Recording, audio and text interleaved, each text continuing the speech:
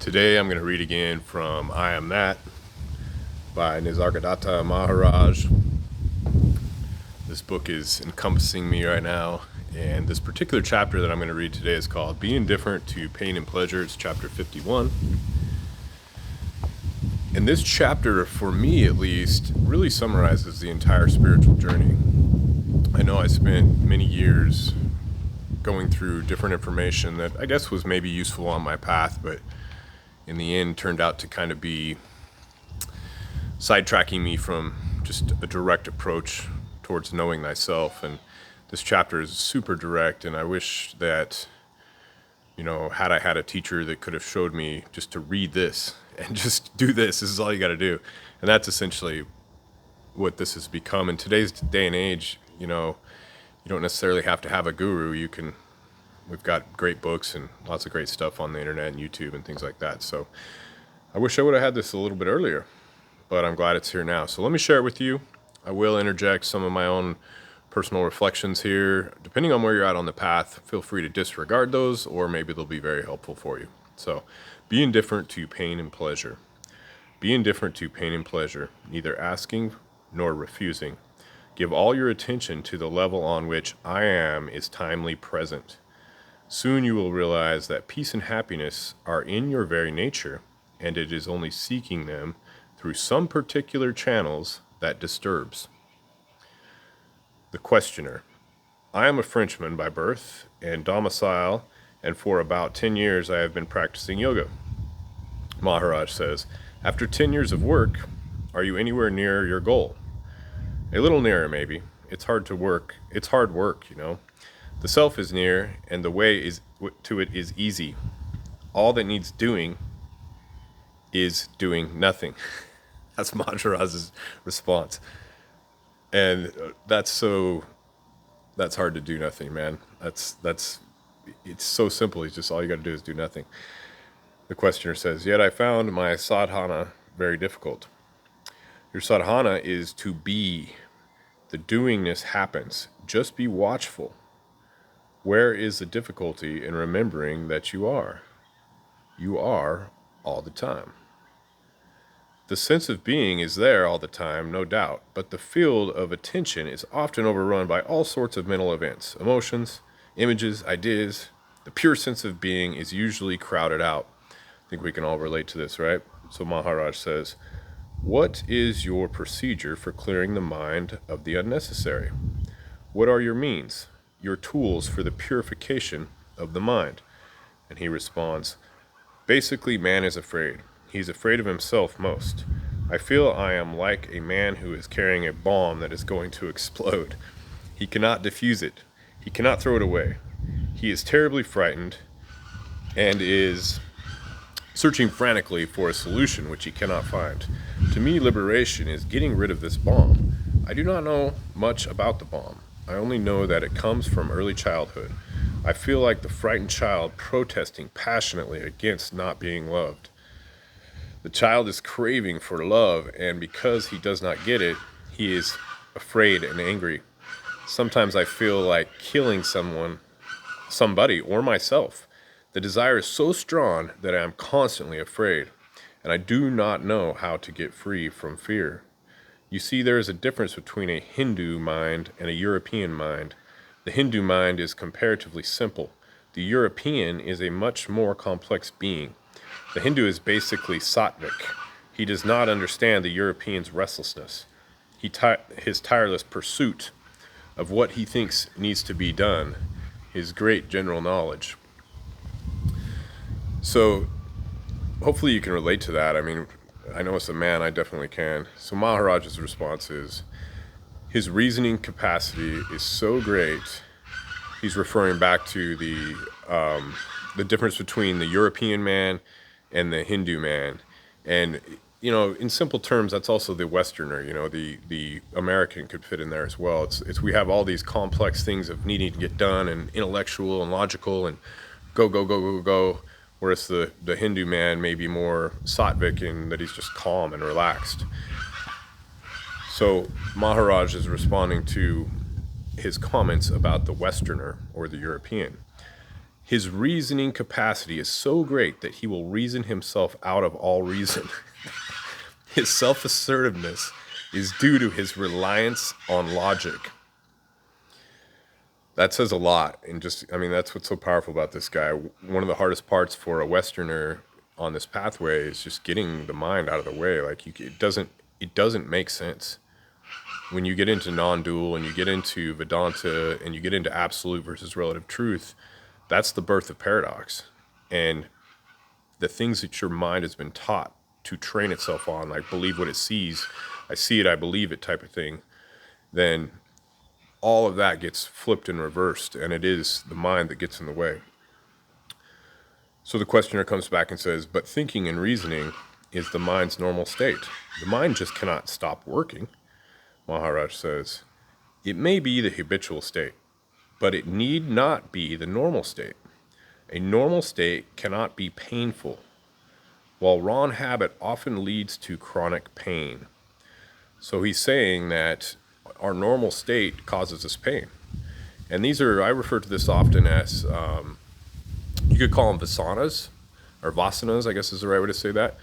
Or you could also just call it like neural pathways. Like if your energy is used to traveling through your brain and it develops these highways, like imagine a road in the forest that gets run on a lot. Maybe it's maintained and it's all flat, versus it's just easier for your thought and your energies to go down those neural pathways that you're used to, and that's what forms habit. So we're in the habitual mindset of using logic and intellect all the time. And so it seems like that's the natural way, but it's just the habits that we've formed based on our Western reasoning. So the questioner comes back and says, if it is not the natural or normal state of the mind, then how does one stop it? There must be a way to quiet the mind. How often I tell myself, enough, please stop this endless chatter of sentences repeating round and round. But my mind would not stop. I feel that one can stop it for a while, but not for long. Even the so-called spiritual people use tricks to keep their minds quiet. They repeat formulas, sing, pray, breathe, forcibly or gently, shake, rotate, concentrate, meditate, chase trances, cultivate virtues, working all the time in order to cease working, cease chasing, cease moving. Were it not so tragic, it would be ridiculous.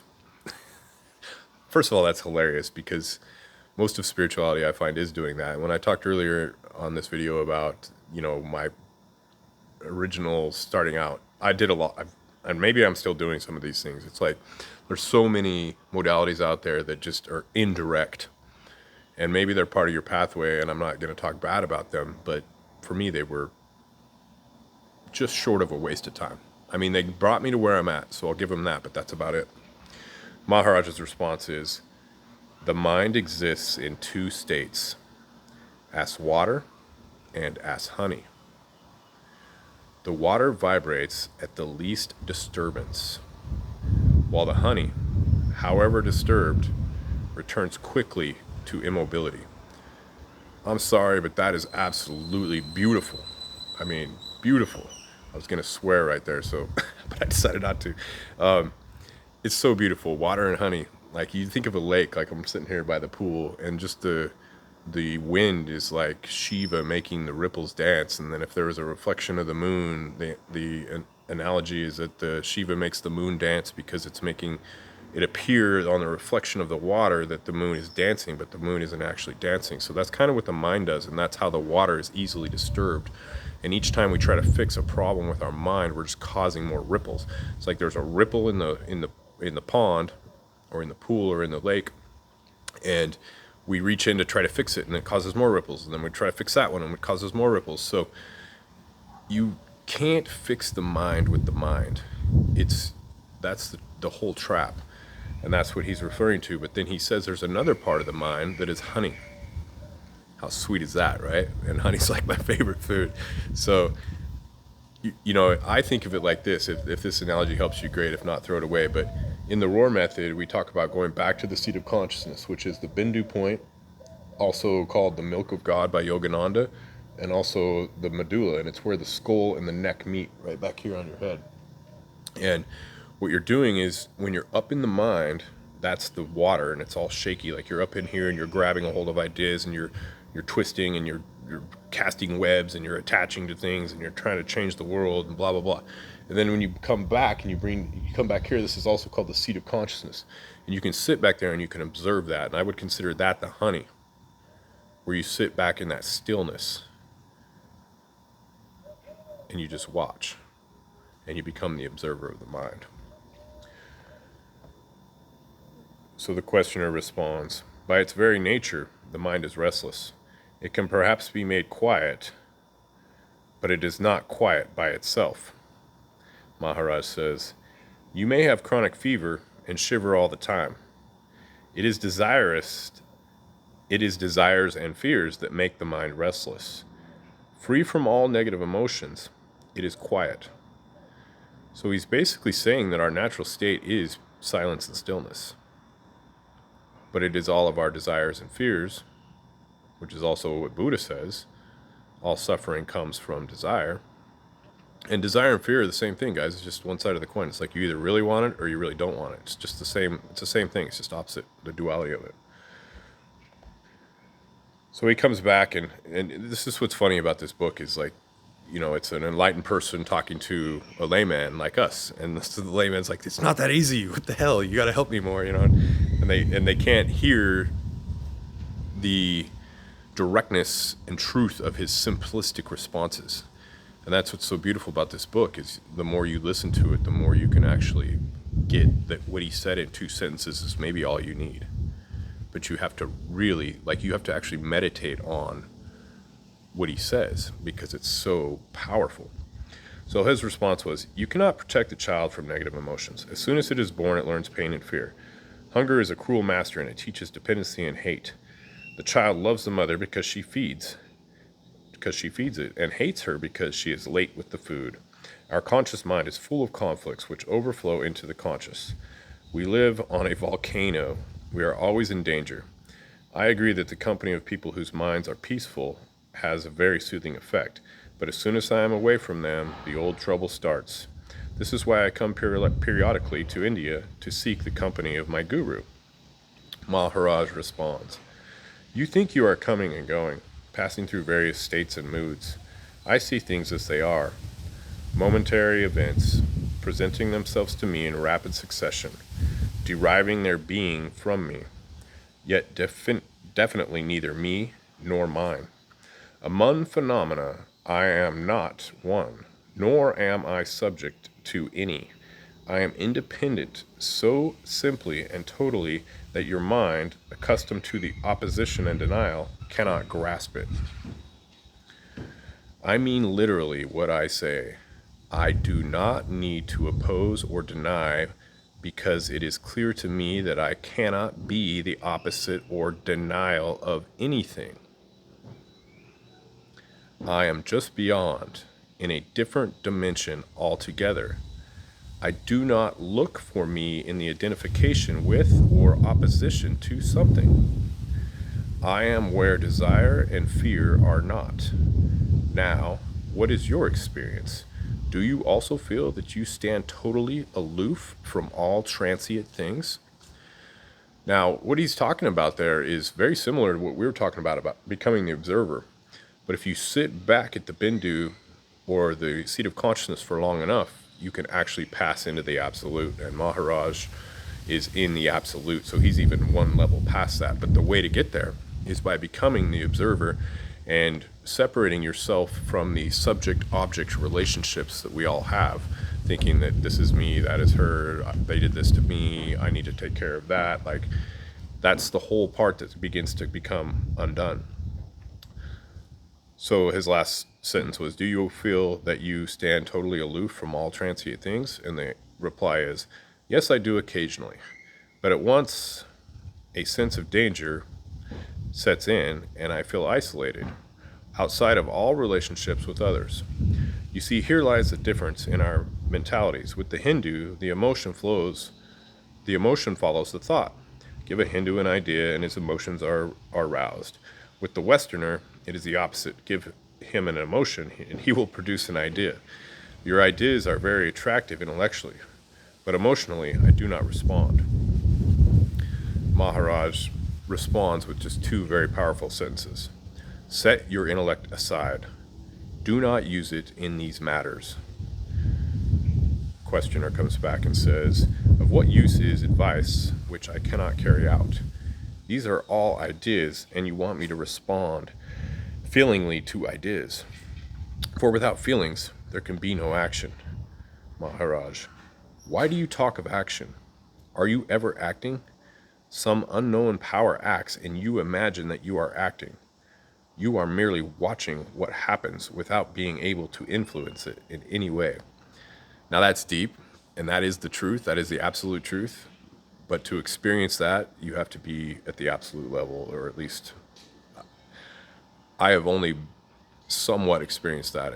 That is pretty deep. Why is there such a tremendous resistance in me against accepting that I just can do nothing? Maharaj responds, but what can you do? You are like a patient under anesthesia on whom a surgeon performs an operation. When you wake up, you find the operation over. Can you say that you have done something? He responds, but it is me who has chosen to submit to the operation. Maharaj says, certainly not. It is your illness on one side and the pressure of your physician and family on the other that have made you decide. You have no choice, only the illusion of it. Yet I feel I am not as helpless as you make me appear. I feel I can do everything I can think of, only I do not know how. It is not the power I lack, but the knowledge. Maharaj, not knowing the means is admittedly as bad as not having the power. But let us drop the subject for a moment.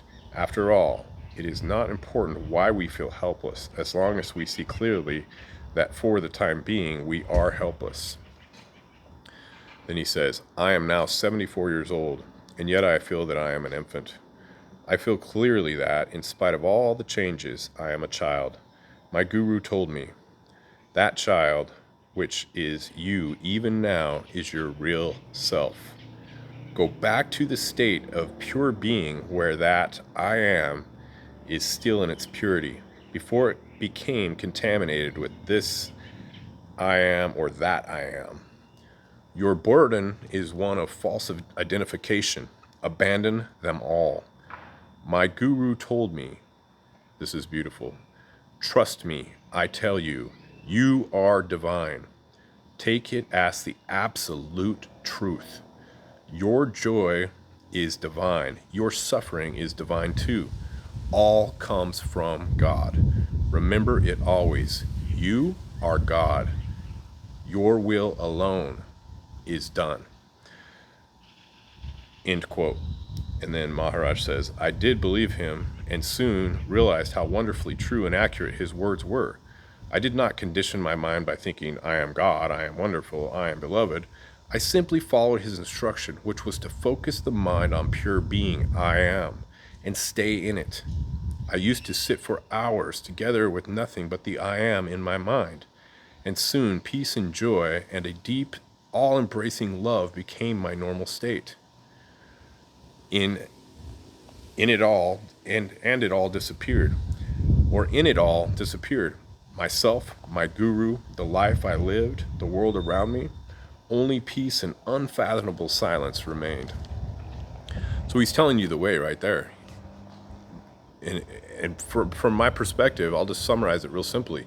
You just have to sit, become the observer, sit in the seat of self, and then after you sit there for long enough, you get to pass through the veil and you get to go back into the absolute. And that's really all there is to it. He's going to explain it even better here in a second. The questioner says, it all looks very simple and easy, but it is just not so. Sometimes the wonderful state of joyful peace dawns on me, and I look and wonder how easily it comes and how intimate it seems, how totally my own. Where was the need to strive so hard for a state so near at hand? This time, surely it has come to stay. Yet how soon it all dissolves and leaves me wondering, was it a taste of reality or another aberration?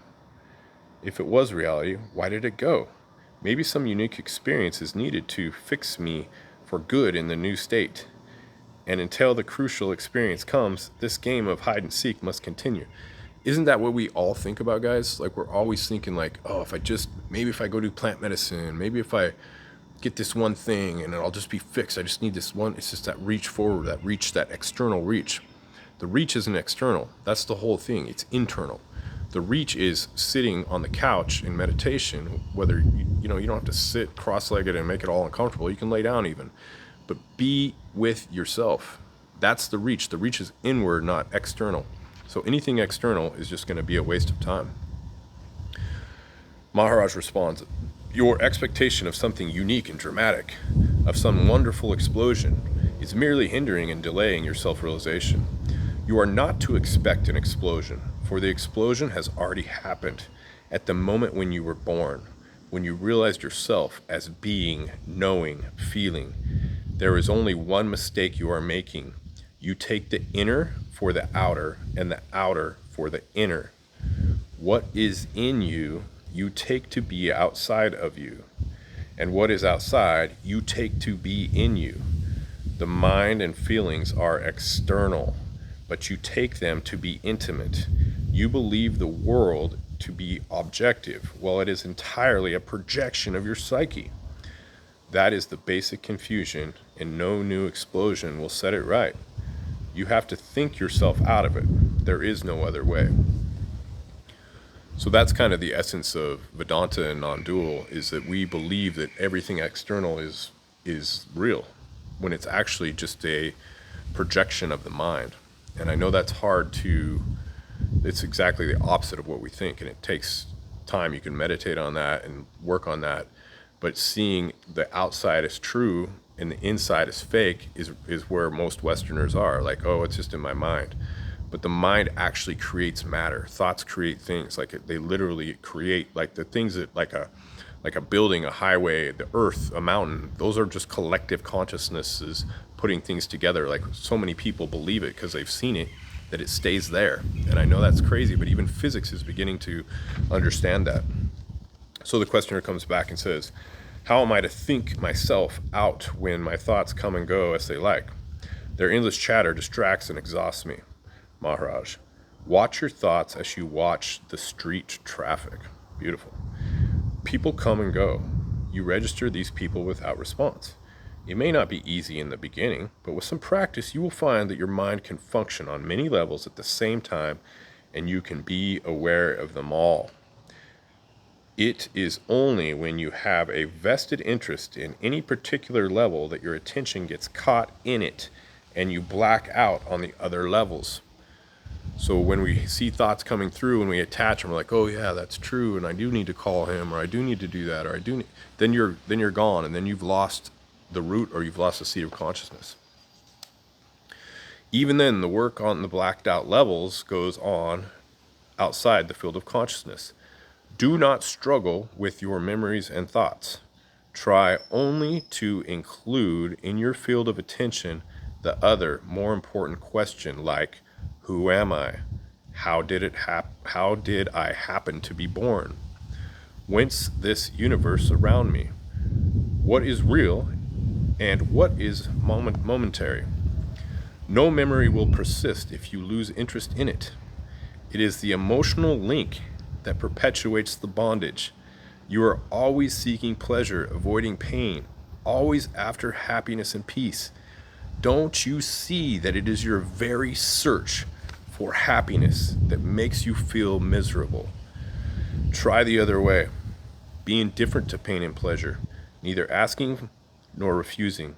Give all your attention to the level on which I am is timely present. Soon you will realize that peace and happiness are your very nature, and it is only seeking them through some particular channel that disturbs. Avoid the disturbance, that is all.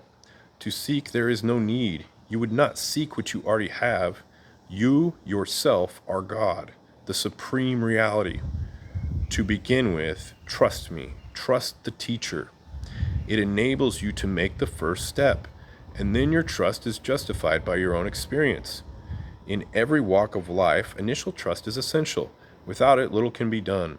Every undertaking is an act of faith. Even your daily bread you eat on trust. By remembering what I told you, you will achieve everything. I am telling you again, you are the all-pervading, all-transcending reality. Behave accordingly. think, feel, and act in harmony with the whole, and the actual experience of what I say will dawn upon you in no time. No effort is needed. Have faith and act on it. Please see that I want nothing from you. It is in your own interest that I speak, because above all, you love yourself and you want yourself to be secure and happy. Don't be ashamed of it. Don't deny it. It is a natural and good to love oneself. Only you should know what it is that you love. It is not the body that you love. It is life. Perceiving, feeling, thinking, doing, loving, striving, creating. It is that life you love, which is you, which is all. Realize it in its totality, beyond all division and limitations, and all your desires will merge in it. For the greater contains the smaller. Therefore, find yourself, for in finding that, you find all. Everybody is glad to be, but few know the fullness of it. You come to know by dwelling in your mind on I am, I know, and I love, with the will of reaching the deepest meaning of these words. So I know that's a lot, guys, but that is essentially, he's telling you how simple it is. And he says it in great detail. All I'll say is we just need to sit and be with ourselves. And when he talks about not getting involved in those desires and fears, that's when going back to the seat of consciousness. And I teach this in the Roar technique, which is in the link below, but you don't need my technique. You'll know how to do it. Just go back and sit here and watch. You'll see your desires and fears. It's like a triangle. You're watching this and you'll see the stuff happening up here. It's just like the allegory of Plato's cave. You think that this movie going on the back of your forehead is really true, but it's not. The truth is back here. It's actually even beyond that. So all we have to do is sit. And that's hard to do in the beginning. I understand that. But it's so simple. We just have to sit and be and allow our feelings to flow through and not get attached to them, not reach out and grab them. Questioner says, can I think I am God? Maharaj says, don't identify yourself with an idea. If by God you mean the unknown, then you merely say, I do not know what I am. If you know God as you know yourself, you need not say it. Best is the simple feeling, I am. Dwell on it patiently. Here, patience is wisdom. Don't think of failure. There can be no failure in this undertaking. He comes back and says, my thoughts will not let me. Pay no attention. Don't fight them. Just do nothing about them. Let them be, whatever they are. Your very fighting them gives them life. Just disregard. Look through. Remember to remember. Whatever happens, happens because I am. All reminds you that you are. Everything that you're feeling, guys, is you. It's reflecting off of the piece of you that he's asking you to find out about, the I am. Like every single thing that stirs within you is bouncing off of the part of you that he wants you to find and sit with. Think about that for a minute. Take full advantage of the fact that to experience you must be. You need not stop thinking. Just cease being interested. That's the best advice I've ever heard. It is disinterestedness that liberates. Don't hold on. That is all. The world is made of rings. The hooks are all yours. Make your hooks straight and nothing can hold you. Give up addictions. There is nothing else to give up. Stop your routine of acquisitiveness, your habit of looking for results, and the freedom of the universe is yours. Be effortless. So right there, if you need to rewind this or rewind, take this back, then this is the answer of how you deal with thoughts as you're sitting in meditation. And he explains it extremely well. I'm not even going to try to change that because it's beautiful. Life is effort. There are so many things to do. This is the questioner again. Maharaj says, what needs doing, do it. Don't resist. Your balance must be dynamic, based on doing just the right thing from moment to moment. Don't be a child unwilling to grow up. Stereotyped jesters and postures will not help you. Rely entirely on your clarity of thought, purity of motive, and integrity of action. You cannot possibly go wrong. Go beyond and leave all behind. So the next question that comes up for people if they're sitting in meditation is, well, how about the stuff I got to do? I got to take my kids to school. I got to go to work. And he answers that in a very beautiful way. The questioner says, but can anything be left for good? Maharaj, you want something like around-the-clock ecstasy. Ecstasies come and go necessarily, for the human brain cannot stand the tension for a long time. A prolonged ecstasy will burn out your brain unless it is extremely pure and subtle.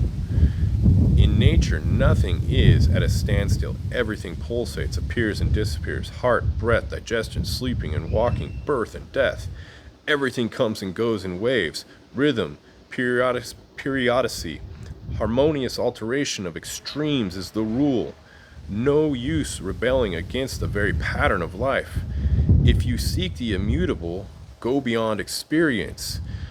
What he's talking about there is to actually, when we talked about being in the seat of consciousness, and that's where you start, and that's what you work on, and that's what you meditate in the I am, but you actually go beyond the I am, and that's beyond experience, and that's into the absolute, and that's like the next step. When I say remember I am all the time, it means come back to it repeatedly. No particular thought can be the mind's natural state, only silence. Not the idea of silence, but silence itself. When the mind is in its natural state, it reverts to silence spontaneously after every experience, or rather, the experience happens against the background of silence. Think of it like this: the mind is the blank piece of paper that you draw on. Or another example is like a deer or a gazelle almost gets killed by a tiger and just runs for like 30 minutes to escape the tiger, maybe even gets bit. And then 5 minutes later, it's just sitting in the grass, regular heart rate, just sitting there eating grass. Like it doesn't remember, it goes completely beyond the experience because it doesn't have that constant chatter of the past in its mind. Now, what you have learned here becomes the seed. This is Maharaj still.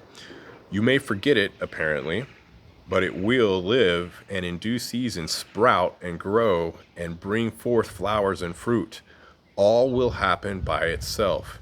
You need not do anything. Just don't prevent it.